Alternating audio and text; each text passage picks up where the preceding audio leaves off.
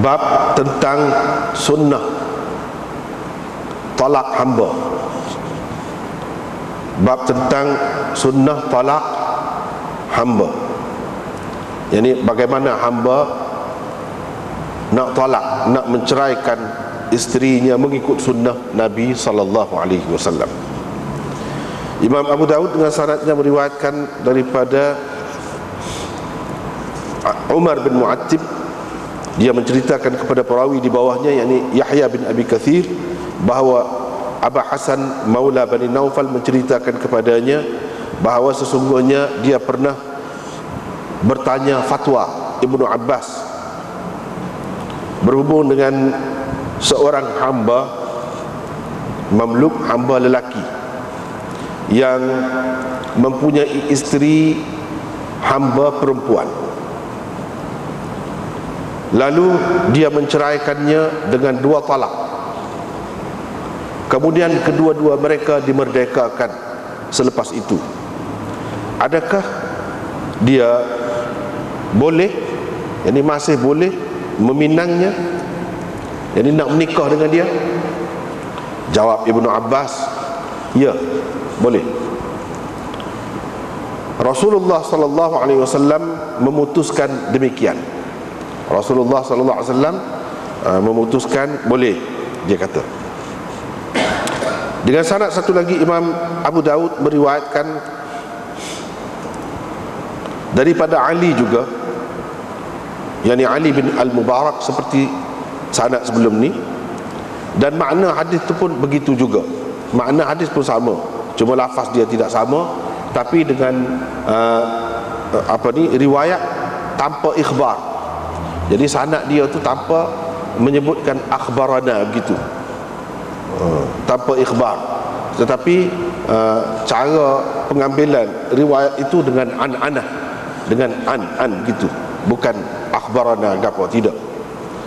Itu ya beza ni. Kata Ibnu Abbas, yang berdasarkan riwayat ini, tinggal satu lagi talak untuk kamu. Ini kamu tinggal satu lagi talak untuk kamu. Rasulullah sallallahu alaihi wasallam telah memutuskan demikian, begitu. Dengan sanadnya Imam Abu Daud meriwayatkan daripada Aisyah, daripada Nabi sallallahu alaihi wasallam, baginda bersabda, talak hamba 2, ada 2 talak saja untuk hamba, dan quruknya, yakni iddahnya 2 kali haid. Kata Abu Asim dengan sanad ni daripada Aisyah juga daripada Nabi sallallahu alaihi wasallam, mithlahu, sama seperti lafaz riwayat sebelum ini, cuma dalam riwayat ini perawi menyebutkan perkataan iddatuha, bukan qur'uha. Iddahnya ialah 2 kali haid, datang haid. Kata Abu Daud, hadis ini adalah hadis majhul, hadis yang mana perawinya majhul. Babun fit talaq qabla nikah, ini bab cerai sebelum nikah. Dengan sanadnya Imam Abu Daud meriwayatkan daripada Amr bin Shu'aib, daripada ayahnya, daripada datuknya, yakni Abdullah bin Amr bin Al-As, itu maksud datuknya, bahawa sesungguhnya Nabi SAW bersabda, tiada talak kecuali pada apa yang engkau miliki, yakni terhadap isterimu. Tiada talak kecuali terhadap isterimu yang telah sah menjadi isterimu. Asal makna dianya, tiada talak kecuali pada apa yang engkau miliki. La itqa, tiada sah memerdekakan, illa fima tamlik, kecuali terhadap hamba yang engkau miliki. Wala bai'a illa fima tamlik, tiada jual beli, yakni sah, melainkan pada apa yang engkau miliki. Ibnu Sabbah menambahkan dalam riwayatnya, sebab Imam Abu Daud ambil daripada 2 orang atuk guru dia. Yang pertamanya Muslim bin Ibrahim, tengok sanad dia. Lepas tu ada wa haddatsana Ibnu Sabbah, itu sanad yang kedua. Ibnu Sabbah itulah, berdasarkan riwayat Ibnu Sabbah ni, berbeza daripada riwayat Muslim bin Ibrahim. Gapo dia? Dia ada tambahan. Wala wafa'a nadhrin illa fi ma tabligh. Tidak ada penyempurnaan nazar melainkan pada apa yang engkau miliki. Yani engkau hanya boleh menyempurnakan nazarmu pada sesuatu yang engkau miliki.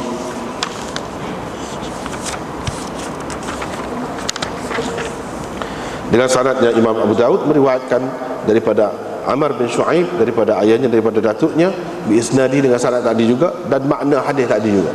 Makna dia sama, lafaznya tak sama. Tapi dalam riwayat ni ada tambahan. Tambahan apa dia? Man halafa ala ma'siyah fala yamina lahu. Sesiapa yang bersumpah untuk melakukan sesuatu maksiat, fala yamina lahu, sumpahnya itu sia-sia, tak jadi apa-apa. Wa man halafa ala qati'ati rahim fala yamina lahu. Sesiapa yang bersumpah untuk memutuskan hubungan kekeluargaannya, fala yamina lahu, sumpahnya itu tidak terpakai, tidak terpakai, dan tidak ada nilainya, tidak ada nilainya. Dengan sanadnya Imam Abu Daud meriwayatkan daripada Amr bin Shu'aib lagi, daripada ayahnya, daripada datuknya, bahawa Nabi SAW bersabda dalam hadis ini dengan tambahan, ada tambahan, iaitu la nadhra illa fi mabtughiya bihi wajhullah ta'ala dzikruh. Tidak ada nazar yang diterima kecuali nazar kerana Allah, nazar yang dibuat kerana Allah Ta'ala.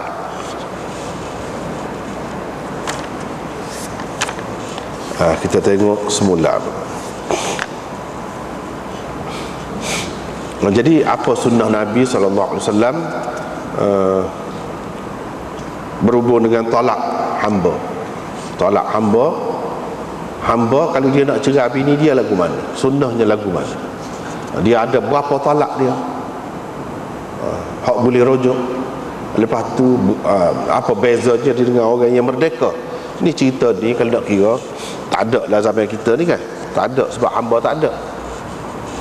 Tetapi oleh kerana benda ni termasuk di dalam hukum Islam juga, dan Nabi SAW telah bagi panduan dia. Sebab di zaman Rasulullah SAW, bahkan beberapa lama selepas Nabi masih duduk ada lagi sistem hamba tu. Jadi dalam keadaan tu bagaimana cara dia? Ada beza ke tak ada beza dengan orang yang merdeka? Cuma masalah sekarang ni tak timbul lah, tak ada, muka hamba tu tak ada. Tapi seperti kita sudah sebut dah beberapa kali dah sebut, iaitu hamba ni, hukum hamba ni, dia hukumnya hanya tergantung, bukan masuk mu'allaq dia panggil. Dalam usul tafsir ke, usul fiqh ke, disebutkan begitulah. Hukum hamba ni dia mu'allaq, bukan mansukh, tergantung. Kalau mansukh sampai bila-bila tak boleh pakai dah, tak ada dah. Mu'allaq ni dia bergantung kepada keadaan. Kalau keadaan ni berulang semula, beginilah hukum dia pakai. Dengan sebab itu dalam kitab mana-mana pun dia ada hukum hamba tu, tetap ada. Cuma untuk meringkaskan, kadang-kadang oleh kerana benda ni tak ada sekarang ni, kitab-kitab tu tak buat lah bab hamba ni. Tapi kalau nak kira kitab hak asal, memang ada hak asal. Kitab-kitab utama ada bab hamba. Jadi bab apa tu? Sebab takut akan datang, akan timbul. Bila timbul, lagu mana? Lagu ni, hukum dia lagu ni. Kira-kiranya ini isyarat dia besar bahawa benda ni mungkin berlaku juga. Tapi setakat ni dalam sejarah ni ada ni, dia telah habis dah kira-kiranya. Sistem hamba hak boleh dijual beli, boleh disewakan dan sebagainya, seperti hak dulu, seperti barang tu, seperti binatang, sudah tak ada dah. Sudah tak ada dah kalau nak kiranya. Dan orang kafir sendiri pun tak terima dah benda ni. Kalau ada pun mana kes terpencil mungkin tidak dalam bentuk yang rasmi diluluskan oleh mana-mana kerajaan dalam dunia ni, tak ada lah kalau nak kira tu. Kalau ada pun mungkin secara senyap-senyap tidak rasmi, itu tak kira lah. Tapi kalau sekiranya ada pula, maka jadi lagu mana. Hukumnya seperti ada dalam kitab-kitab ni lah. Dan kalau ada pula pun dari segi agama Islam, hanya sumber dia satu saja untuk diterima hamba, iaitu dalam kes perang. Perang dan tawanan perang. Kalau orang kafir, dia jalan pula sistem itu, dia guna pula, maka kita boleh gitu. Dari segi sumber-sumber yang lain, punca-punca yang lain tidak diterima, seperti mana dulu pun tidak diterima. Misalnya kalau seorang kanak-kanak tu dicolek, dibuat hamba, lepas tu dijual, tak boleh. Kalau orang kafir pakar pula gitu, kita tak boleh pakar. Ataupun dia main judi, taruh. Jadi taruh tu, kalau dia kalah misalnya, kalau dia kalah, bini dia kena gadah, bini dia jadi hamba kepada kawan tu, anak dia jadi hamba kepada pihak yang menang. Katakanlah pertaruhan dia begitu, dan dipakai semula lagi, kita tak boleh pakai. Kita tetap tak boleh pakai. Hak kita boleh pakainya, boleh jadi hambanya, satu keadaan. Itu tetap dah. Supaya dulu pun lagu tu. Dan ke mana-mana pun kita kena berusaha pula ke arah membebaskan hamba tu. Tak boleh dikekalkan. Macam-macam lah cara Islam nak bebaskan hamba ni, seperti kita maklum dalam kitab lah. Gua ni kafarah sumpah misalnya. Kita bersumpah nak buat benda yang salah, benda yang tak boleh. Jadi kena kafarah sumpah. Salah satu caranya memerdekakan hamba. Dan macam-macam lagi lah. Kafarah zihar, kafarah gua ni, kebanyakannya memerdekakan hamba. Itu cara Islam tak kenal lah, tak suka lah kalau boleh merdeka lah hamba. Itu cara. Ataupun menggalakkan orang-orang memerdekakan hamba-hamba dia, pahala dia besar lah, gitu begini dia sebutkan. Hak tu tetap ada sampai bila-bila. Kalau sekiranya ada semula, lagu tu tak apalah. Ni masalah perceraian. Kalau semula pun berlaku gini lah. Kalau dia tu hamba tu, dia bukan tak boleh nikah, boleh nikah. Kalau tuan dia benarkan, tuan dia tu jadi wali dia lah. Tuan dia jadi wali dia, bukan ayah dia dah jadi wali. Hamba ni tuan dia. Jadi sama ada seseorang itu dia memiliki hamba lelaki, katakanlah hamba tu royak hasrat dia kepada tuan dia, dalam Islam benar, dia nak menikah dengan persetujuan tuan dia, sebab ayah lah. Sebab kita ni kata royak ke ayah nak menikah, jadi ayah setuju, tak apa, jadi boleh nikah. Dalam keadaan dia jadi hamba tu, dia boleh nikah. Bukan supaya sistem hak bukan Islam. Sistem hak bukan Islam, dia buat supaya binatang ikut dia tak boleh nikah, tak boleh buat apa dah. Islam tidak. Walaupun dia hamba pun boleh jual, boleh beli, dia manusia. Bila manusia, dia ada hak sebagai manusia.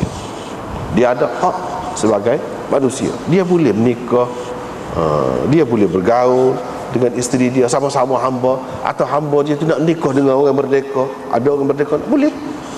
Yang lelaki tu hamba, yang perempuan orang merdeka, boleh. Yang lelaki tu hamba, perempuan merdeka, boleh. Yang perempuan tu hamba, lelaki ni orang merdeka, boleh juga. Atau sama-sama hamba, boleh berlaku.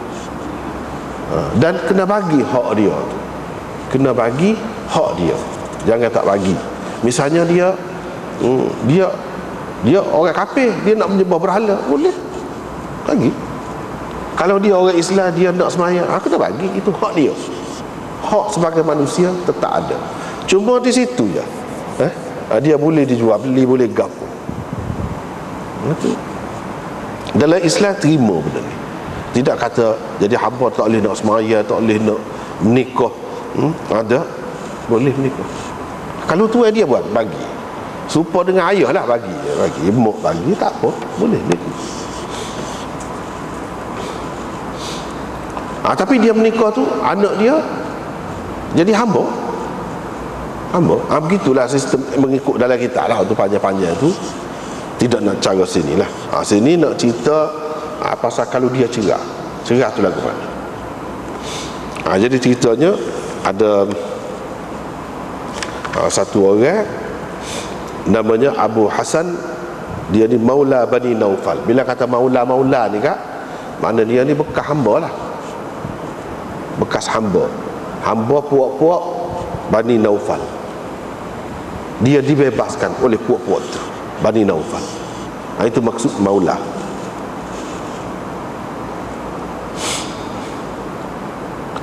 Dia kata dia tanya Ibnu Abbas tentang seorang hamba yang ada isterinya tu juga hamba. Dia cerai bini dia 2 kali. Lagu mana? Kalau nak kiranya hamba ni, dia semua perkara dari segi hukuman seksaan, kalau dia melakukan jenayah apa separuh daripada hukuman ke atas orang merdeka. Katakanlah kalau dia berzina, orang merdeka kena 100 batal, dia 50. Kalau minum arak misalnya, orang merdeka 40, dia 20. Jadi masalah cerai ni pun begitu juga. Masalah cerai ni gitu juga. Orang merdeka cerai sekat 3 je. Lepas pada tu dia tak boleh kelip baik lah dengan bini yang dicerai tu. Kalau nak baik pula, dia kena nikah lain. Nikah lain setelah perempuan tu, bini dia tu nikah dengan orang lain dulu. Setelah nikah orang lain tu cerai. Lepas tu baru boleh. Maka hamba dia separuh daripada orang tu. Oleh kerana 3 dia tak ada, 3 dia tak boleh separuh. Kalau nak kiranya 1/2 lah. Dia cukup 1/2 tu jadi 2. Sebab tak boleh nak separuh tu, tak ada, cerai separuh. Jadi 2. Dikira 2 untuk hamba tu. Mana kurang lah daripada orang merdeka tu ke mana-mana pun. Jadi bila 2 ni dia cerai 2 kali dah, kira-kiranya dia tak boleh kelip baik dah dengan bini dia ni, kecuali bini dia ni nikah dengan orang lain dulu. Lepas tu cerai dengan orang tu, baru kalau nak nikah pula pun baru boleh. Kalau orang merdeka lepas 3, hamba lepas 2 tu tak boleh dah. Hak boleh rojok ni kalau tolak rajak ni bagi hamba kalau 1 tolak, dia boleh lagi rojok. Selepas 2 tak boleh rojok. Dia kalau nak kelip baik pun dia kena nikah dulu bini dia tu, nikah dengan orang lain. Dia nikah tak kira, dia nikah orang lain pula tak kira tu. Bini dia tu kalau nak kelip baik dengan bini dia tu kena nikah dengan orang lain dulu. Kalau orang merdeka lepas 3 kali, baru gitu. Setelah 2 kali cerai boleh rojok lagi. Kalau orang merdeka, hamba tak boleh. Jadi hukum cerai, siapa nak cerai? Hak cerai tu hak siapa? Hak suami juga. Supaya orang merdeka juga. Hamba pun tidak kata hak cerai ni hak bini. Dah, supaya je. Hak cerai tu adalah hak suami. Yang merojok pun suami. Bini merojok tak kira. Suami tu rojok. Supaya dengan orang merdeka juga. Cuma bilangan dia tu yang berbeza. Jadi bilangan cerai 2 kali sekatu, bukan 3. Lepas pada 2 tu tak boleh kelip baik. Boleh kelip baik setelah bini dia tu, bekas bini dia tu menikah dengan orang lain, lepas tu cerai dengan sukarela. Dengan sukarela. Dan edah dia juga 2 kali mari kotak. 2 kali mari kotak. Bukan 3 kali mari kotak. Ini berdasarkan hadis ni lah. Berdasarkan hadis ni dia sebut 2 kali mari kotak. Jadi hak ini tidak sesuai lah dengan pendapat Syafi'i dan lain-lain. Hak mengatakan 3 kali suci. Kalau orang merdeka, kalau hamba 2 kali suci lah. Tak sesuai lah. Sebab mereka tu pegang dengan hadis lain. Hak ni sesuai dengan mazhab Hanafi.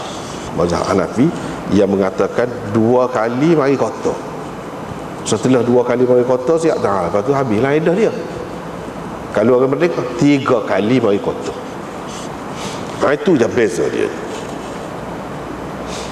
Jadi cerita hak ni cerita lagu lain.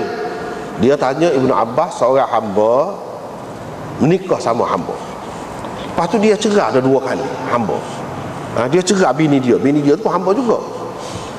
Lepas pada cerai tu, kedua-duanya dimerdekakan oleh tuan dia. Jadi orang merdeka. Jadi bila orang merdeka, jadi cerita dia lagu lain dah, orang merdeka. Inilah dia tanya, boleh kau orang ni menikah minat hak bekah bini dia saat ni, nak menikah pula lah, yang ni tanpa bini dia tu nikah dulu dengan orang lain, lepas tu cerai, tanpa begitu boleh kau? Sebab apabila orang merdeka, hak cerai dia ada 3. Hak dia cerai dah baru 2. Sekarang ni dia sudah jadi merdeka. Bila merdeka, hak cerai dia 3. Hak telah jatuh dah tolak 2. Kalau orang merdeka, setelah 3 baru bini dia tu kena nikah dengan orang lain, baru halal nikah dengan dia. Ini sekarang dia sudah jadi merdeka lagu mana? Jawab Ibnu Abbas, ya boleh. Mana tanpa bini dia tu menikah dengan orang lain dulu, dah cerai dulu, terus dia nak menikah dengan bini dia tu, mengikut Ibnu Abbas boleh. Sebab apa? Sebab sekarang dia sudah jadi merdeka. Orang merdeka ada 3 hak talak dia. Dia telah jatuhkan talak baru 2. Jadi sah lagi ada. Hak ni lah yang disebutkan dalam riwayat hak sah lagi tu. Dia kata tinggal sah lagi. Kau mana-mana pun kalau mau menikah balik, nikah balik sah lagi. Kalau mau cerai pula tak boleh lah. Kena binimu tu menikah dengan orang lain dulu, lepas tu cerai, lepas tu kalau nak nikah lain, tak boleh rujuk. Jadi keadaan dia tinggal sah, kata Ibnu Abbas. Tapi ini riwayat Ibnu Abbas ini tidak sahih. Tidak sahih. Dan tidak ada siapa pun di kalangan ulama yang pakar. Ini adalah disebut-sebut sebagai pendapat Ibnu Abbas yang ganjil, fatwa dia yang ganjil. Orang lain kata tidak begitu. Orang lain kata tidak begitu. Tidak lagu ni sebab Ibnu Abbas kata ni tinggal satu, lepas tu boleh nikah lagi. Tidak lagu tu. Orang lain kata tak boleh lah. Bila dia sudah cerai dah, dia hamba kira 2 tu habislah, putus lah. Dia nak nikah balik, kena bini dia nikah dengan orang lain dulu. Tak ada kata tinggal sah lagi, gapo tolak, tak ada. Tak ada. Dia kena nikah dengan orang lain dulu, lepas tu bila nikah dengan orang lain, sesalah katakanlah dia cerai dengan suami dia tu, nikah semula. Bila nikah semula dia dapat 3 lah. Dapat 3. Dia tak kira dah hak dulu, tak kira. Tak kira dah hak dulu 2 tu tak kira. Tapi dia nak menikah selalu tak boleh. Nak nikah selalu tak boleh. Kena bini dia tu nikah dengan orang lain. Ini pendapat hak kebanyakan ulama. Mereka tak pakai riwayat Ibnu Abbas ini atas beberapa sebab. Salah satunya ialah hadis ini tidak sahih. Cuba kita tengok di mana tidak sahih.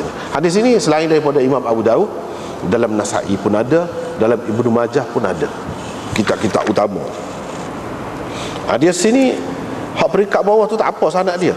Bila sampai kepada Umar bin Mu'attib.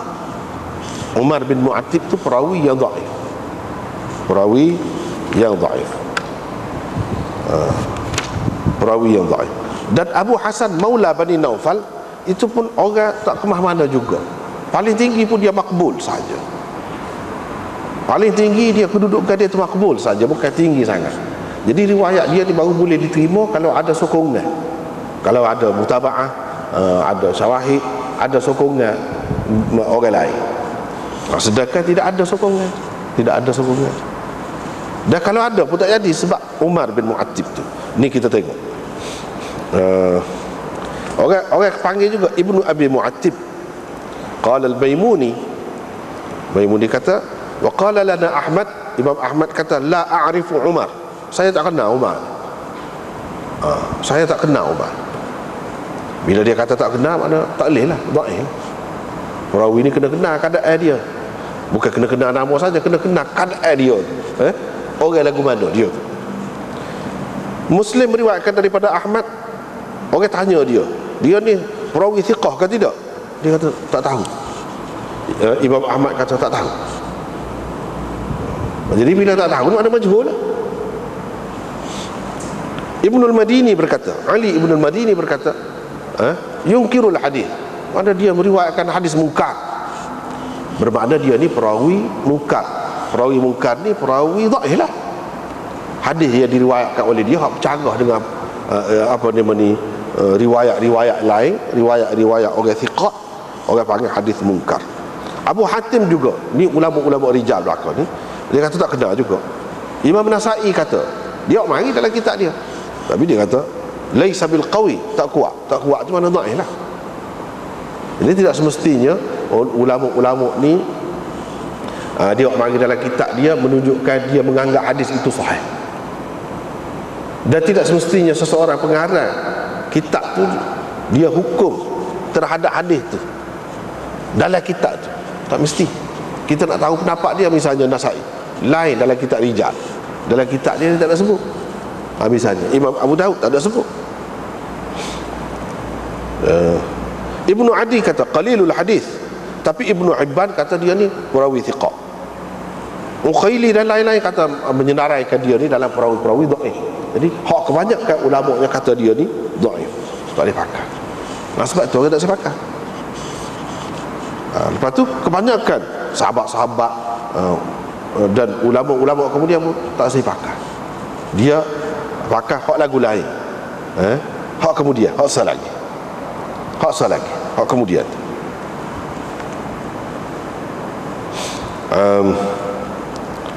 Abu Hasan Maula Bani Naufal pula, dia tu siapa? Abu Dawud berkata, saya dengar Imam Ahmad berkata. Imam Ahmad tu Imam Abu Dawud lah. Dia kata Abdul Razak kata, qala Ibnu al-Mubarak li Ma'mar, Ibnu al-Mubarak kata kepada Ma'mar, siapa dia Abul Hasan ni? Siapa dia? Ketika duduk cek hadis ni, dia tanya, siapa dia Abul Hasan ni? Laqad tahammala sakhratan 'azimah. Dia ni pikul batu besar ni.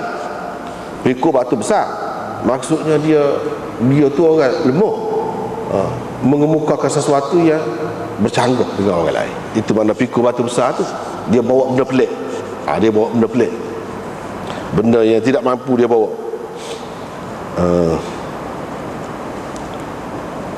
Abu Daud berkata, Zuhri ada meriwayatkan daripada dia, meriwayatkan daripada dia, dan dia ni termasuk dalam fuqaha dan ahli salah. Abul Hasan hadza ma'ruf, dia ni memang orang tahu, kenal dia.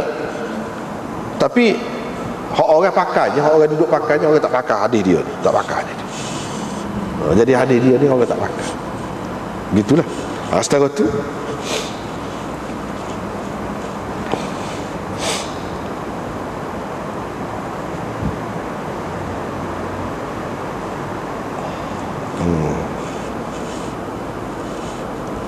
jadi hak ni, hak lafaz akhir ni, ibarat akhir ni ada sebut dalam nuskhah Aunul Ma'bud. Dalam nuskhah dia pakai ni tak ada. Tak ada. Bezalah nuskhah Abu Daud itu. Selepas daripada hadis yang kedua, hadis nombor 2, dia kebuka ke hak saat ni. Dia ni Abu Daud kata Zuhri ada meriwayatkan daripada dia. Dia ni termasuk dalam fuqaha dan ahli salah. Ahli salah ni orang Ju lah, orang baik lah. Sekadar itulah. Tapi dia ni bukanlah orang yang tinggi sangat. Walau bagaimanapun sakok pada anak murid dia tu, Umar bin Mu'attib tu, sakok situ.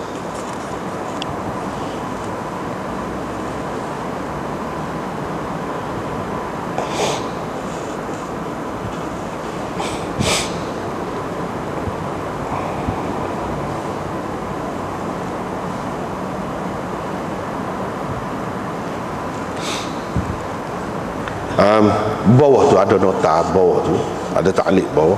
Ibnu Ruslan berkata, Ibnu Ruslan ni dia ada buat syarah Abu Daud. Sebab tu jadi ulama ada sebut nama dia di sini dalam kitab Abu Daud ni. Dia kata thumma utiqa, makna berdasarkan nuskhah dia pakai ni tak serupa nuskhah. Tak serupa nuskhah. Kemudian dia dimerdekakan. Dalam riwayat ni kedua-dua mereka dimerdekakan. Ini hak lelaki pun hamba, hak perempuan pun hamba. Lepas pada cerai 2 kali saat ni, kedua-duanya dimerdekakan. Berdasarkan nuskhah Ibnu Ruslan, dia kata hak dimerdekakan hak lelaki saja, hak perempuan itu tidak dimerdekakan. Washtaraha, dan dia beli hamba tu pula, bini dia tu, hak dia cerai tu 2 kali tu. Gitu cerita Tidak kedua-duanya merdeka, tak. Yang lelaki tu dimerdekakan bila dia merdeka, dia boleh beli. Hak bini dia, bekas bini dia cerai 2 kali dah tu, masih hamba, dia beli. Baik, bila dia beli, lagu mana cerita ni? Lagu mana? Dia sudah cerai ada 2 kali. Kalau mengikut kaedah, bila sudah cerai 2 kali, dia tak boleh nak rojok, tak boleh sebagai isteri, tak boleh lah. Apa? Sebagai hamba, boleh kah nak bergaul tu? Itu kemuskilan. Jadi bermaknanya riwayat ini yang dhaif ini berbeza-beza lafaz dia. Situ pun lemah dah. Situ nampak kelemahan dia tu tak kemah tu. Riwayat lafaz dia tu tak kemah. Ibnu Majah buat bab lagu mana? Dia kemukakan hadis ni, bab dia tu tidak serupa ni. Hadis sama, kalau kita tengok dalam kitab-kitab yang berbeza, bab dia tu, tajuk dia tu akan berbeza, tidak semesti sama. Sebab masing-masing pengarang hadis tu mengikut hak dia fikir sesuai lah, dia nak buat tajuk lagu mana. Jadi bab yang dibuat oleh Ibnu Majahnya bunyi gini: man tallaqa amatan tatliqatain thumma ishtaraha. Itu tajuk. Jadi sesuai dengan hadis Abu Daud menurut nuskhah Ibnu Ruslan. Ibnu Ruslan pakai, iaitu bab orang yang menceraikan hamba 2 kali, lepas tu dia beli hamba tu, dia beli.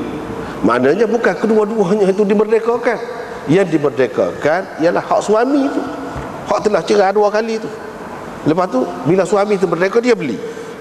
Bermakna hadis di bawah dia tu sesuai, serupa dengan hak Ibnu Ruslan pakai, nuskhah hak Ibnu Ruslan pakai. Sebab kalau sini tak ada sebut tu beli-beli tu, tak ada tu cerita beli tu. Kedua-duanya dimerdekakan. Itulah sebab itulah kita kata dalam pengajian hadis ni, salah satu benda yang diperhatikan, ciri-ciri hadis dhaif, ialah lafaz dia tu berbeza-beza, tidak tetap. Sekali gini, sekali gini. Dalam ni tak nak cerita beli. Nak beli ke mana dah kalau dua-dua merdeka. Bini dia tu pun jadi orang merdeka. Orang merdeka tak boleh dibeli. Mana boleh beli? Tapi dalam riwayat asal lagi, cerita ni juga perawi yang sama juga. Ada pula beli. Hak asal lagi tu makna bini dia tu tidak dimerdekakan. Kan lain tu cerita tu. Sehingga pengarang kitab hadis ni masing-masing tu tak serupa tajuk yang dia buat. Tak serupa. Pasal apa hak ni pakai berdasarkan ni pakai berdasarkan, kita serupa. Itulah salah satu sifat hadis. Dia terutamanya hadis dhaif, dia ada lagu tu, dia tidak serupa Quran, tak boleh beza. Ni kan beza ni banyak tu, jauh tu beza tu. Terutamanya hadis yang dhaif. Lepas tu Khattabi kata, sebab Khattabi ni pun dia ada buat syarah juga Abu Daud ni, tapi syarah Abu Daud yang ringkas, bukan detail. Dia kata la a'lamu ahadan qala bihi minal ulama. Setakat yang saya tahu tak ada ulama yang berpendapat lagu ni, tak ada. Qultu kadza qala al-Baihaqi. Qultu tu kata Syekh Zakaria lah. Dia kata Baihaqi kata lagu tu juga. Lakin qala Ibnu Qudamah fil Mughni, tapi Ibnu Qudamah dalam Mughni, selepas dia menukilkan tidak harus, dia menukilkan pendapat ulama kata tidak harus buat lagu tu, dia ada sebut, wa fihi ruwiya an Ahmad annahu yahillu lahu an yatazawwajaha wa tabqa indahu ala wahidah. Ada diriwayatkan daripada Imam Ahmad bahawa orang hak lagu ni dia boleh nikah dengan bini dia yang dicerai 2 kali tadi. Yang ni serupa dengan fatwa Ibnu Abbas tu. Kira-kiranya Imam Ahmad pegang dengan fatwa Ibnu Abbas. Tapi ini salah satu riwayat daripada Imam Ahmad. Mana ada beberapa pendapat Imam Ahmad lah, pendapat dia hak kuat tidak lagu ni, pendapat dia hak kuat. Imam Ahmad seperti imam-imam lain juga, kadang-kadang dalam sesuatu masalah tu dia ada beberapa pendapat dia. Serupa juga sini. Dalam Mughni kitab besar lah, kitab fiqh mazhab Ahmad, ada 15 jilid, karangan Ibnu Qudamah. Dia kata dalam kes ni hamba tu boleh nikah semula dengan bini dia dengan hak talaknya tinggal 1. Serupa dah riwayat ni. hak tolak dia tinggal satu. Dia nikah tapi sekali lagi kalau dia cerai, dia tak boleh kelip baik. Bukan tolak raj'i dah tu. Bini dia kalau nak kelip baik kena nikah dengan orang lain dulu, lepas cerai dulu, lepas tu baru kelip baik, baru boleh. Ini Imam Ahmad kata betul-betul serupa dengan fatwa Ibnu Abbas di dalam riwayat ini. Wa dzakara hadzal hadis, jadi dia sebut hadis ini. Wa qala la ara syai'an yadfa'uhu. Mengikut saya berpendapat tak ada sesuatu yang menolak pendapat ini. Apa tak bolehnya? Mana tak ada sesuatu yang menolaknya. Dia kata inilah pendapat Abu Salamah dan Sa'id bin Musayyab. Mana bukan Ibnu Abbas orang, adalah pendapat tu. Tapi Abu Salamah tu bukan sahabat, dan Sa'id bin Musayyab tu pun bukan sahabat. Maknanya hak peringkat bawah ada dua orang ulama dalam dunia ni, ramai di setiap peringkat, tapi ada dua orang. Tapi hak orang sebut, hak Khattabi kata sejauh yang saya tahu tak ada siapa berpendapat begini tu tak berapa tepat lah. Ada juga ke mana-mana, ada juga selain daripada Ibnu Abbas, ada dua orang. Biarlah kata dua orang pun ada juga. Dia kata tak ada langsung, tapi dia kata setakat dia tahu, dia tahu gitu. Tapi pendapat ni ikut mana-mana pun termasuk dalam fatwa Ibnu Abbas yang ganjil, ulama tak pakai. Walau bagaimanapun, satu pendapat Imam Ahmad ada, tapi dia sebut dah ruwiyah an Ahmad.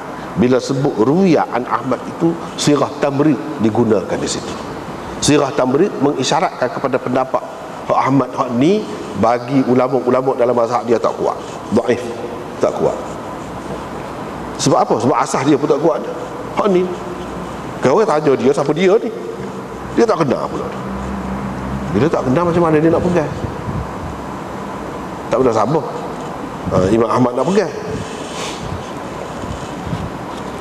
Tapi iyalah, sebab Imam Ahmad ni dia masalah hadis-hadis dhaif ni kadang-kadang dia longgar sikit, sebab mengikut pendapat dia al-hadithud dhaif aqwa min ar-ra'yi. Hadis dhaif lebih kuat daripada pendapat kita ke mana-mana. Boleh jadilah, benda sabarlah kalau dia pakar pun. Tapi hak dia pakar tu sebenarnya dalam mazhab dia mengikut ulama-ulama dia tak kuat. Sebab itulah apa nama ni, Ibnu Qudamah di dalam kitab Mughni dia kata wa fihi ruwiyah an Ahmad, ruwiyah dengan lafaz tu. Dalam kitab ni benda-benda lagu tu penting kita kena tahu. Dia tidak sama sirah tamrid dengan sirah jazam, orang panggil sirah jazam, sirah putus. Dikatakan, diriwayatkan, dihikayatkan, itu tak kuat. Kalau lagu tu ada diriwayatkan daripada Imam Ahmad, tapi hak tak kuat, pendapat dia hak tak kuat.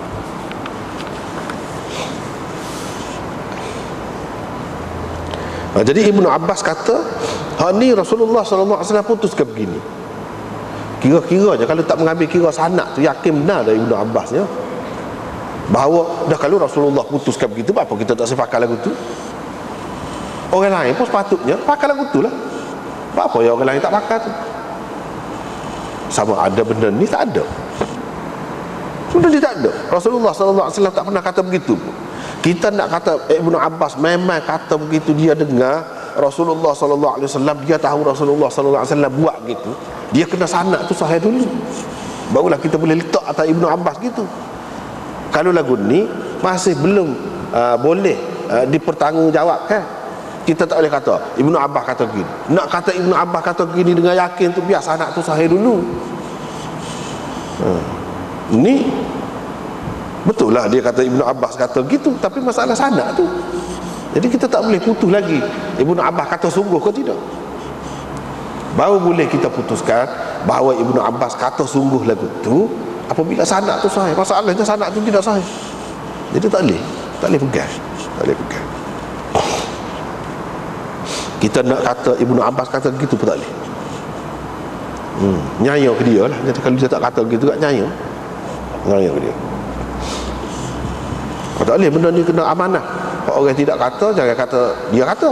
Tak boleh.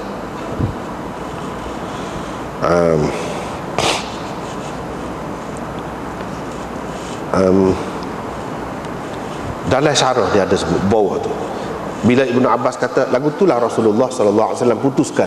Yang ini keputusan Rasulullah sallallahu alaihi wasallam lagu itulah. Jadi hadis ini dijadikan dalil oleh setengah-setengah pihak bahawa hamba tu dia memiliki 3 talak juga. Hamba. Bukan 2. Ada pula. Mana satu golongan orang yang kata hadis inilah jadi dalil hamba tu serupa dengan orang merdeka juga. Hak talak dia tu 3 juga. Bukan 2. Sebab apa? Dia ada sah lagi ni. Bila dia sebut ada sah lagi, maknanya hak talak dia tu 3 juga. Jadi hak cerita kata kalau sebab separuh daripada orang merdeka, itu tak apa, kita pakai lah. Hak tu moga ada dalil. Hak ni suku, tak boleh kita buat hukum umum gitu belaka. Jadi bila hamba separuh hak orang merdeka, dia kata kena kira separuh, setengah lah. Apa 2 tu bukan separuh. Oh pula. Dia kata lagu tu. Jadi dia tak sih. Dia kira talak-talak ni hak orang lelaki. Bukan kena mengena merdeka tidak merdeka. Kalau bila hak orang lelaki 3, dia pakai gitu. Dia buat dalil dengan ni. Masalahnya nak buat dalil ni dia kena tahu dulu sahih ke tidak. Bila tidak sahih tak betul lah dia mau buat dalil. Ini masalah apa? Masalah fadilah ke masalah hukum? Ini hukum ni. Bila hukum ada dhaif tak boleh pakai. Jadi dalil orang yang buat dalil tu tak kenalah silap. Tak boleh gidah tu. Sebab itulah kebanyakan ulama hebat-hebat tak kata gitu. Ni dia sebut ustudilla bihadzal hadis. Dibuat dalil dengan hadis ini bahawa hamba tu memiliki 3 talak juga seperti mana orang merdeka juga. Siapa dia kata? Tak raya. Apa tak kata? Raya nak tahu siapa dia. Nak kenal dulu muka tu. Orang setara mana pandai. Tak raya. Tak raya. Tak boleh tidak bertanggungjawab. Kena bertanggungjawab. Sebab tu sekadar tu ya kalau sebut pun ada orang buat dalil. Siapa dia buat dalil? Orang setara mana? Kalau orang ngaji sungguh dia tak akan buat dalil. Dia tak akan buat dalil mazhab mana pun. Tak ada. Dia kena hadis tu sekurang-kurangnya hasan. Untuk hukum. Ni hukum. Dah macam mana nak buat dalil? Wa qala Syafi'i. Imam Syafi'i kata. Bawah tu dia tulis wa bihi qala Malik wa Ahmad. Imam Malik pun kata lagu ni juga. Imam Ahmad pun kata lagu ni juga. Ni hak Imam Ahmad kuat je. Gapo dia? Hamba memiliki hak talak 2 sahaja. Bini dia tu tak cara merdeka ke ataupun hamba tak kira. Kalau hamba dia hanya ada 2 talak sahaja. Lepas pada tu tak boleh rujuk. Putus dah dengan bini dia. Dia baru boleh kelip baik dengan bini dia, tak cara lah bini dia orang merdeka ke hamba tak kira. Dia kira atas suami tu. Jadi kalau nak kelip baik, bini dia kena nikah dengan orang lain dulu, cerah dulu. Nikah pun tak boleh cerah gitu saja, tak boleh. Dia kena setubuh dulu dengan suami yang baru. Hatta tankiha zawjan ghaira. Mana kena menikah dengan orang lain, setubuh dulu. Lepas tu cerah. Bukan cerah dengan paksa, dengan apa tak, sukarela.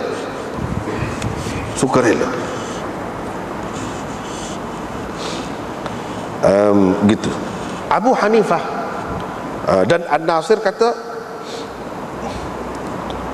hamba hanya memiliki 2 talak saja kalau bini dia tu hamba. Tapi kalau bini dia tu merdeka, dia 3. Ada hak cerai 3. Dia bergantung pada bini tu lah. Bini tu hamba ke merdeka. Kalau hamba memang 2, sekat 2. Tapi kalau bini dia tu orang merdeka, 3. Sebab bini dia. Adapun Imam Syafi'i, Imam Malik, Imam Ahmad dia tak percaya bini tu orang merdeka ke hamba ke tak kira. Dia ada 2 saja. Talak dia hanya boleh 2 saja. Maksud talak boleh 2 tu talak raj'i lah. Talak raj'i. Jadi hak ni kalau hamba tak ada raj'i dah, sekat 2 tu. Mereka berpegang dengan hadis Ibnu Mas'ud. Ni puak-puak Hanafi. Dia pegang dengan hadis Ibnu Mas'ud, iaitu at-talaqu birrijal. wal iddatu bin nisa 'inda ad-Daraqutni wal Baihaqi. Dia pegang talak ni dikira dengan lelaki, dan iddah dikira dengan perempuan. Maksudnya dikira dengan lelaki tu, kalau lelaki tu orang merdeka, 3 talak dia. Kalau lelaki tu hamba, lelaki tu hamba, dia 2 talak dia. Dan iddah dikira dengan perempuan. Iddah tu maksudnya iddah dia tu lah, berapa kali suci. Kalau perempuan tu merdeka, 3 kali suci. Kalau perempuan tu hamba, 2 kali suci, gitu. Ni hadis ni ada dalam Daraqutni dan Baihaqi. Daraqutni dan Baihaqi. Tapi orang kata hadis tu tidak sahih, hadis itu mauquf. Ada dia sebut sajalah, ada sebut situ. Tapi ada juga orang sebut bukan mauquf, ada juga marfu' dari riwayat Ibnu Umar, tapi sanad dia tak kuat. Tak boleh pegang, tak kemah jugalah. Jadi hak kuatnya sepuluh tadi lah, tak cara. Kalau hamba tu dia ada bini, sama ada merdeka ataupun hamba, hak cerai dia hanya 2 sahaja. Hak cerai dia hanya 2 sahaja. Hak tu hak lebih kuat.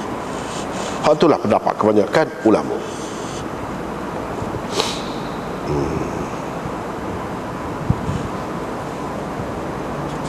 Tak apalah. Lepas tu seperti biasa, kita tahu dah cara Imam Abu Daud dalam kitab dia ni, setiap bab dia akan umumnya dia akan kemukakan dalil bagi masing-masing pihak. Orang ni kata begini, orang ni kata begini, ulama ni kata begini, ulama ni kata begini. Mana dalilnya? Dalil dia orang yang kata talak hamba tu 3, hak tadi talak hamba tu 3. Kok itulah ke mana-mana pun dia pusing atas tu, tak boleh pergi dah hak lain. Tu ni pula dia nak royak dalil bagi orang yang mengatakan talak hamba 2 saja. Imam Abu Daud yang mari kedua-duanya hak dhaif belaka, sama kuat. Hari ni sama kuat. Tapi kita pun kata, pada kalau dhaif, kenapa ya Imam Abu Daud bagi dalil? Tak boleh kan buat dalil kalau hak dhaif. Cara dianya, dia nak ajar kepada kita cara dianya lagu mana. Jadi mereka masing-masing tu tidak bersandar atas hak ni semata-mata, dia tengok hak lain. Dia tengok hak lain. Dia ambil kira hak lain, sama ada berdasarkan qiyas ke, berdasarkan asar sahabat ke, hak sahih, dia berdasarkan hak itu. Misalnya hak yang pertama tadi,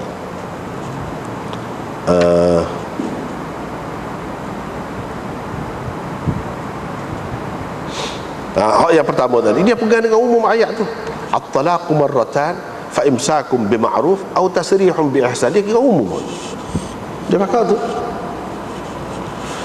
Hak yang kedua ni pula dhaif juga, tapi dia pakai kaedah berdasarkan Quran, mana hukum untuk hamba ni separuh daripada orang merdeka. Hak tu asal dia jadi sokongan. Kalau nak kira hadis ni kedua-dua ni dhaif. Golongan ni pun tak boleh pakai, golongan ni pun tak boleh pakai kalau semata-mata hadis. Jadi Imam Abu Daud nak royak kepada kita, ulama ni kadang-kadang kita tengok ni hadis ni tak ada, hak ni pun dhaif, hak ni pun dhaif, apa dia pakai juga, dia pakai tu berdasarkan mana? Misalnya hak yang kedua ni, golongan yang kedua pakai ni, dia pakai berdasarkan sahabat, asar sahabat, berdasarkan pendapat Sayyidina Umar dan Ibnu Umar, hak sahih. Hak ni pakai lagu ni, itulah pegangan jumhur ulama. Mereka tidak pegang atas hadis ni semata-mata. Kalau nak pegang atas hadis ni tak boleh, tak boleh. Sebab kedua-duanya dhaif. Orang tu pun tak boleh pegang, orang ni pun tak boleh pegang. Baik, hak kumpulan yang kedua dia pegang mana? Riwayat daripada Aisyah. Riwayat daripada Aisyah. Dia kata talaqul amati tatliqatan, talak hamba perempuan dua saja. Mana tidak tiga, dua, sekat dua. Bila dua tu habis dah, tak boleh rujuk. Wa qur'uha haidatan, dan idahnya 2 haid. Bukan 3 haid, 3 kali mari kota. Abu Asim berkata, haddatsani Muzahir. Hak tadi juga. Hak tadi juga. Hak tadi melalui Ibnu Jurayj, dia ambil daripada Muzahir. Hak ni Abu Asim kata haddatsani Muzahir. Abu Asim tu perawi tadi juga. Hak ni dia ambil terus langsung daripada Muzahir. Tadi melalui Ibnu Jurayj. Apa Muzahir kata? Haddatsani Al-Qasim. Hak tadi Muzahir ambil secara an-anah daripada Al-Qasim, Anil Qasim. Itu beza dia. Itu sebab dia mari semula riwayat ni dua cara Abu Asim meriwayatkan hadis ini. Satu dengan perantaraan Ibnu Jurayj. Dalam riwayat tu diriwayatkannya secara an-anah, disebut an. Dalam satu saluran lagi dia bukan secara an-anah tapi secara tahdits. Dia kata haddatsani Al-Qasim, Muzahir tu. Dan hak ni Abu Asim ambil secara langsung daripada Muzahir, bukan dengan perantaraan siapa-siapa sepahak tadi, dengan perantaraan Ibnu Jurayj. Dia ambil daripada Aisyah, daripada Nabi SAW, supaya hadis tadi juga lafaznya. Cuma hak bezanya dia sebut wa'iddatuha, tadi dia sebut qur'uha.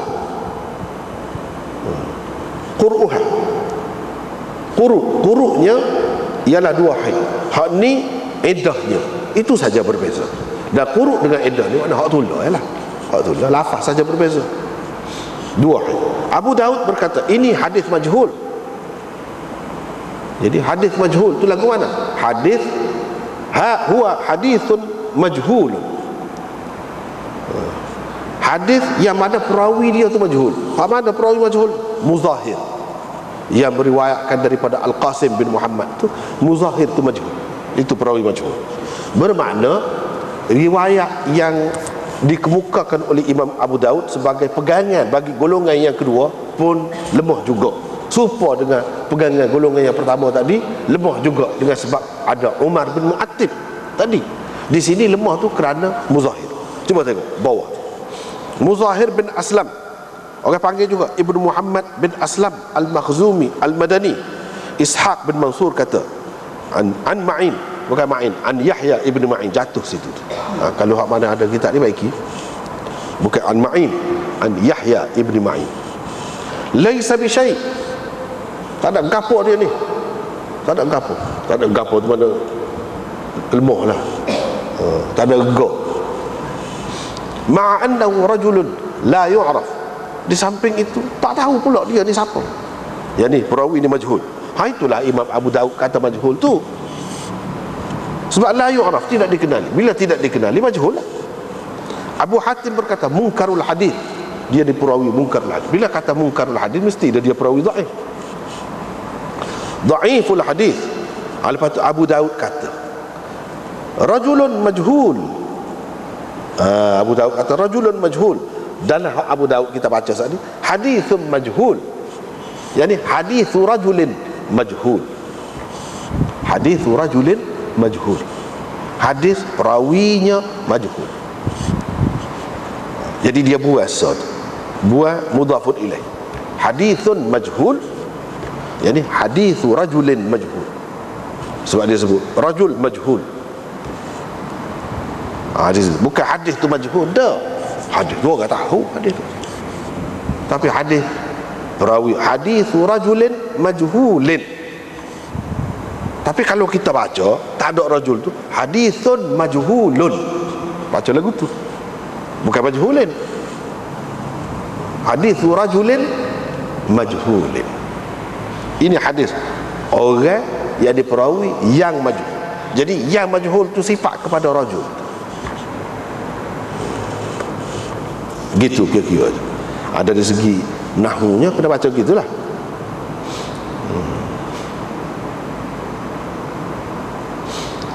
Ataupun boleh juga kita hadithun majhulun rawihi, gitu. Majhulun rawihi, maknanya majhul itu orang panggil dari segi nahwunya, orang panggil syibih ma'in. Isim maf'ul, bila isim maf'ul ni dia menasabkan dhamir yang ada di dalam dia. Dhamir itu jadi apa? Jadi naib fa'il. Naib fa'il hukumnya marfu'. Jadi rawihi yang kita takdir itu jadi naib fa'il dia. Boleh juga lagu tu. Jadi hadza hadithun majhulun. Majhulun tu jadi sifat kepada hadithun. Tapi kita kena takdirlah naib fa'il dia, rawihi. Ini adalah hadis yang majhul perawinya. Sifat apa dia? Apa? Kalau orang belajar nahwu dia tahu. Ini orang panggil na'at sababi, sifat sababi, bukan sifat hakiki. Lagu ni lah cara dia. Boleh juga. Lagu tu boleh juga. Supo juga. Dengan kita kata hadza hadis hadithu rajulin majhulin, sama. Hadza hadithun majhulun rawihi, sama. Tapi majhulun tu jadi sifat kepada hadis, bukan sifat kepada rajul. Sifat apa? Sifat sababi, orang panggil sifat sababi, bukan sifat hakiki. Oh, ni orang mengaji nahwu lah. Orang tak mengaji nahwu tu tak ada faedah. Tak ada faedah belakang. Jadi Imam Abu Daud kata rajul majhul, bukan hadis tu majhul. Dah, hadis yang mana perawi dia tu majhul. Hak mana majhul? Muzahir itulah. Imam Abu Daud pun kata begitu. Bila majhul, tidak sahih lah. Dia kata hadza hadithun majhul tu makna dia nak ayat hadis ni tidak sahih lah. Tapi dia tidak kata hadza hadithun dhaif. Kalau lagu tu jadi supaya Tirmizi pula. Dia pakai ayat gitu. Ada. Kalau hadis yang sanad dia perawi dia majhul, hadis dhaif lah. Tak lagi dah. Supaya je. Tak kata lagu tu pun. Supaya juga.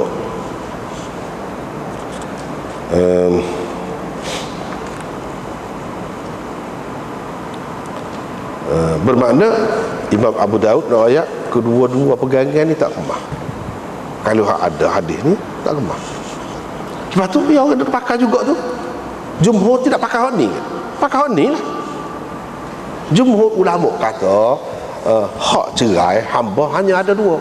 Dia tak boleh pakai hak ni. Mereka pegang dengan mana ramai gitu pegang. Dia pegang dengan athar Umar dan Ibnu Umar yang sahih. Dan sahabat-sahabat duduk pakai lagu ni. Duduk pakai lagu ni lah. Jadi berdasarkan amalan sahabat. Berdasarkan amalan sahabat. Berdasarkan hadis yang marfu' tak sahih. Ni marfu' ni sebab dia kata daripada Aisyah, daripada Nabi sallallahu alaihi wasallam, marfu'. Mana hak marfu'nya tidak sahih. Tidak semesti kalau hak marfu' tu tidak sahih, tidak sahih belakang, tak boleh pakai belakang. Tak boleh kata begitu. Tak boleh kata begitu. Hak mauquf dia tu, hak sahabat-sahabat, athar sahabat tu sahih. Sebab itulah pendapat jumhur ulama tu kuat, sebab dia pegang dengan athar sahabat. Asar sahabat tu sahih. Hak itulah yang menjadi pegangannya. Lepas tu selain daripada tu, tengok dari segi kaedah hak umum dalam Quran sudah sebut beberapa kali tentang kalau hamba ni separuh daripada orang merdeka dari segi hukuman dia. Kias dengan hak tu, hak ni pun separuh lah juga. Dan kebiasaan lah kalau dalam masalah tak boleh nak bagi dua, dia panggil jabar, dia panggil cukup. Kena kira separuh ni 1/2 lah. 1/2 lagu mana tak ada 1/2. Jadi dia kira cukup tu jadi 2. Bukan alah kurang 1, tidak, alah kelebih, iaitu jadi 2. Jadi 2. Jadi dia pakai berdasarkan qiyas dan berdasarkan athar sahabat. Jadi Imam Abu Daud pun seseolahnya nak ayat dua perkara. Yang pertama, hak lebih kuatnya hak jumhur ulama. Betul, hak jumhur ulama tu betul, memang tak ada hadis yang sahih pun dengan dia. Tapi dia ada sandaran yang lain.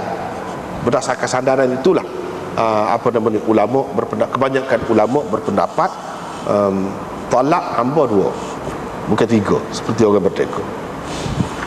Dan hak Ibnu Abbas tadi tak kuat juga, tapi ia tak ada sokongan sahabat-sahabat, dia seorang. Hak ni sahabat ramai. Hak kata lagu ni ramai. Hak Ibnu Abbas ni tak ada sokong. Dia seorang sahabat. Maknanya asar-asar yang kuat yang menyokong tak ada. Hak ada hak ni bermakna Imam Abu Daud nak mentarjihkan pendapat jumhur. Imam Abu Daud dalam masalah ni serupa dengan jumhur ulama juga. So, yang kedua, maksud dia ada ayat. Kadang-kadang kita tengok ulama-ulama ni, misalnya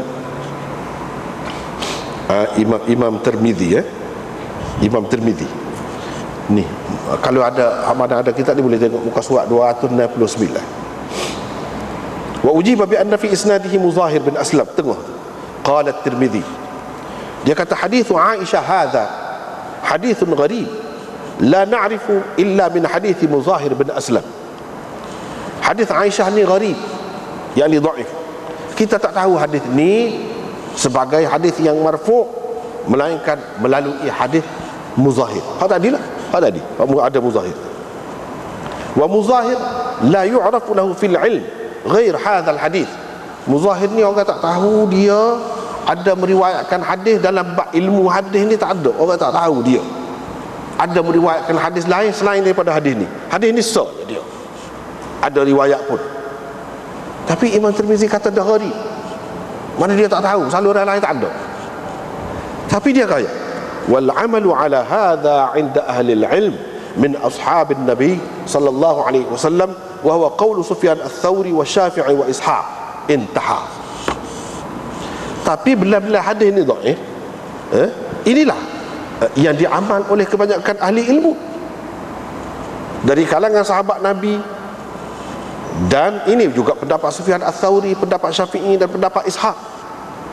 Bermakna mereka pegang dengan hadis mana. Kalau hadis ni tak boleh buat pegangan. Imam Tirmizi nak ajar kita, nak raya jumhur ulama orang kata dia tidak pegang dengan hadis ni, dia pegang dengan amalan sahabat. Ataupun hadis-hadis yang mauquf daripada sahabat. Hak tu sahih, riwayat daripada Umar, Ibnu Umar dan lain-lain banyak. Sebab itulah mereka pegang hak tu, bukan pegang dengan hadis ni. Hadis ni tak boleh buat pegangan. Jangan pula kita keliru, kita kata macam manalah ulama-ulama ni hadis dhaif buat pegangan. Bukan gitu cara dia nak ayat. Kadang-kadang hak kita jumpa tu hak dhaif, kita jangan kata selalu dia tak pandai. Dia kata selalu, tengok dulu Qabi, hak dia kata tu bukan berdasarkan hak ni, bukan berdasarkan hak ni. Jadi Imam Abu Daud mari hak sama kuat, sama-sama tak kuat. Sama kuat tu sama-sama tak kuat maksudnya. Sama-sama dhaif. Hak ni pun tak kuat juga, hak ni pun tak kuat juga. Jadi dalam keadaan lagu ni kita nak mentarjihkan antara dua tu lagu mana, apa kaedahnya. Dia nak ayat kita kena tengok lagi amalan sahabat lagu mana. Gitu. Jangan dia tengok hadis saja. Kalau tengok hadis kadang-kadang lagu tu. Gitu cara dia nak ajar kita. Bukan dia nak ayat imam-imam besar, imam-imam mujtahidin pegang dengan hadis dhaif. Dia guna hadis dhaif untuk ambil hukum. Pun dia guna hadis dhaif. Ni dalilnya. Tak boleh kata lagu tu. Tak kena. Kalau hadis dhaif mengikut kaedah mana-mana mazhab mana pun tak boleh. Tak boleh pergi. Kalau kata dia amal dengan isi kandungan sesuatu hadis tu, dia bukan kerana hadis tu, tapi kerana dalil-dalil dia lain. Itu cara dia. Dia nak ajar kita dah tu. Tapi cara dia ajar dia tidak royak pun. Dia kena orang royak pula, kupas pula. Kalau kita baca diri tak faham tu, tak faham. Kalau tak mengaji, bahkan kita jadi skor buruk pula pada ulama. Ini ulama ni buat dalil, tidakkah kita tahu dah tak boleh buat dalil dengan hadis dhaif? Imam Abu Daud pun apa yang mari hadis dhaif? Tidakkah nak cara kau hukum ni? Macam mana hukum buat mari hadis dhaif? Jangan gaduh kata kau orang. Jangan gaduh kata Imam Abu Daud tak pandai. Jangan gaduh kata. Dia mari tu macam-macam maksud dia. Kadang-kadang dia nak uji kita, dia nak tanya kita, dia nak ayat ulama dia tidak bergantung dia saja, hak lain lagi. Jangan kamu sangka buruk kepada ulama-ulama, jangan gitu. Terutama ulama-ulama besar. Jadi dia mari tu ada maksud dia. Ada maksud dia. Jadi hanya setakat itulah. Dulu malam ni tak ada hak lagi, kita sambung semula. Wallahu a'lam wa akhiru da'wana alhamdulillah. Subhanakallahumma wa bihamdika asyhadu an la ilaha illa anta